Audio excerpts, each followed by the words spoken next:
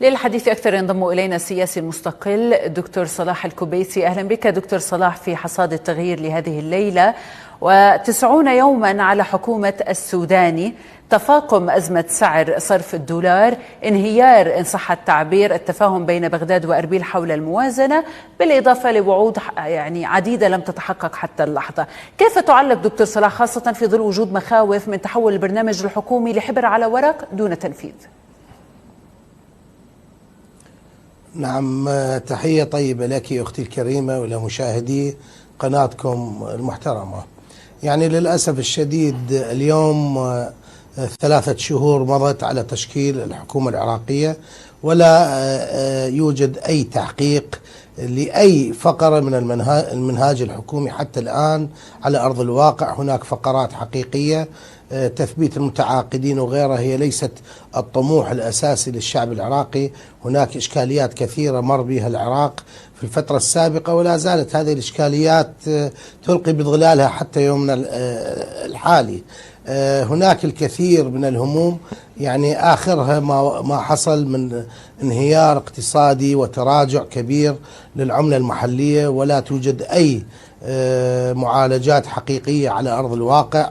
هناك تحديات كبيرة أيضا تواجه الشعب العراقي، وهي تحديات كبيرة للحكومة العراقية. موضوع النازحين، حيث وعد السيد رئيس الوزراء بإعادة جميع النازحين إلى مناطقهم خلال فترة 6 أشهر، ولا توجد أي إجراءات حقيقية على أرض الواقع حتى هذه اللحظة.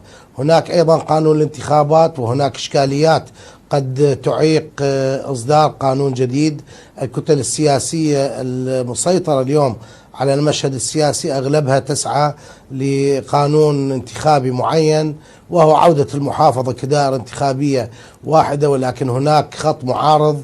هناك الأخوة في التيار الصدري، وهناك الحركات المدنية والتشرينيين وغيرهم اللي يطالبون بتثبيت قانون الدوائر المتعددة. أيضا هذا تحدي كبير. نعم. يعني أعتقد بحلول الصيف القادم سيكون هناك صيف ساخن في الشارع العراقي بسبب عدم تحقيق هذه الوعود لحد الآن، والمنهاج الحكومي الذي وعد به السيد رئيس الوزراء عند تشكيل حكومته. طيب، نجدد الترحيب بك معنا ثانية دكتور صلاح. في ضوء يعني كل ما أشرت إليه، هل يوحي بأن خطواته في الداخل، السيد السوداني أقصد، خطواته تبدو بطيئة عكس خطواته نحو الخارج، حيث نراه يسارع الخطى للذهاب في زيارات، عقد اتفاقات وما شاكل؟ هل يوحي ذلك أو أن هناك ربما جهات داخلية تعرقل خطواته في الداخل؟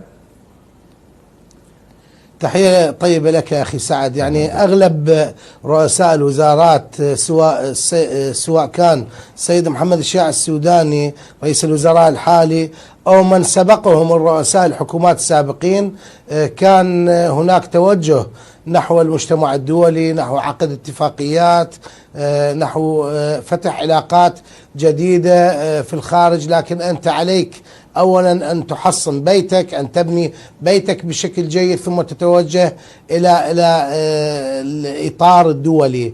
يعني أعتقد هذا هروب من الواقع للأسف الشديد. واقعنا اليوم العراقي واقع مرير جدا، اقتصاد متدهور، المواطن يعاني الكثير اليوم، مو فقط بالمجال الاقتصادي، المجال الأمني، عسكرة المدن وغيرها، انتشار السلاح، أمور كثيرة حتى ذكرتوها في تقريركم. للأسف الشديد لا يوجد أي معالجات لها، وبالتالي التوجه نحو الإطار الخارجي وعقد الاتفاقيات أنا أعتبره للأسف هذا هروب من الواقع. علينا أولا أن نحصن واقعنا الداخلي، وأن نحاول إعادة بناء هيكلية المجتمع بشكل جيد، وتوفير الخدمات إلى المواطن، ومن ثم التوجه نحو الإطار الخارجي. بماذا يدقق المتابع اليوم دكتور صلاح؟ بالمواجهات السياسية أم بالأزمات الاقتصادية أم بالصراعات الثقافية أم باستغلال الرياضة سياسيا؟ يعني عند تسليط الضوء على الدهاليز السياسية والاقتصادية وكل ما إلى ذلك في البلاد، هل يمكن عندها الجزم بمصير أو مسار حكومة السودان مستقبلا، أو على الأقل في قادم الأيام؟ يعني حكومة السيد محمد الشياع السوداني إلى هذه اللحظة استخدمت أساليب قديمة تم استخدامها في حكومات سابقة، يعني مو في حكومة السيد الكاظمي، بالحكومات اللي قبلها. يعني سياسة التوظيف التي اتبعها السيد السوداني هذه السياسة لا تجدي نفعا. انت ما ممكن اليوم انه تعين كل ابناء الشعب العراقي حتى تحصل على رضا المواطن العراقي. هناك قطاعات مهملة، هناك الصناعة وهناك الزراعة. الصناعة الوطنية قتلت للأسف الشديد، والزراعة العراقية أيضا قتلت. حتى قانون تمليك الأراضي الزراعية كان يجب أن يصاحب هذا القانون قانون آخر بمصادرة أي أرض يقدم أصحابها على تجريفها، حتى أوقف هذه الظاهرة السلبية. اليوم الزراعة العراقية والصناعة العراقية تعاني ما تعاني، وهو الاقتصاد الأساسي لأي بلد. يعني أنت ما ممكن اليوم حتى لو كنت تصدر أكثر يعني وارداتك السنوية حتى لو تجاوزت 200 مليار وأنت تستورد كل شيء، سيبقى الاقتصاد ضعيف جدا، وبالتالي أنت بحاجة إلى تقوية الاقتصاد العراقي من الداخل.